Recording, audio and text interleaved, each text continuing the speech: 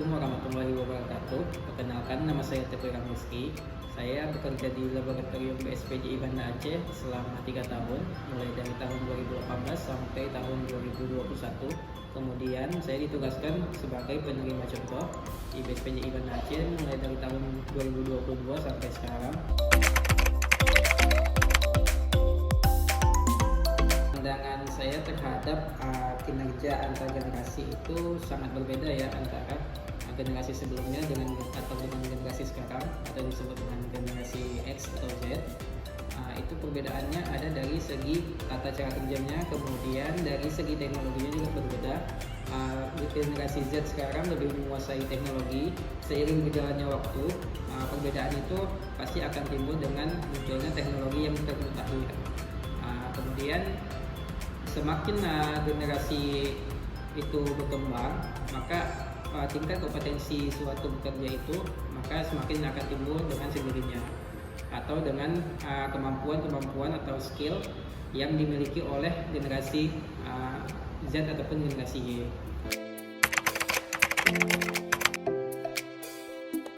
Menurut pendapat saya, terkait mengalami kesulitan dalam berkomunikasi antar pekerja yang berbeda generasi itu pasti ada.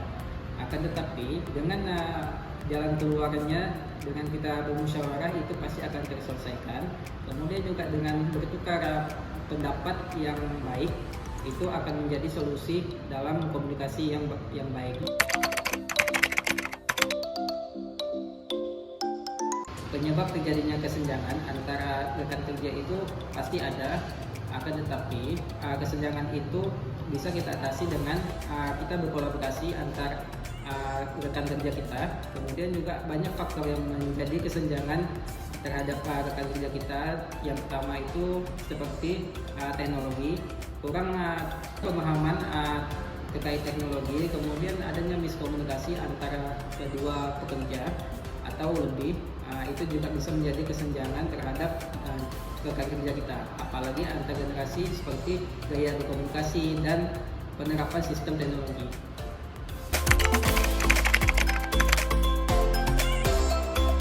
Menurut saya, kelebihan dari generasi lain atau generasi sebelumnya terhadap dunia kerja itu sangatlah signifikan, dari tata laksana cara kerja, kemudian juga dari segi pengalaman yang berbeda, itu menjadi tolak ukur.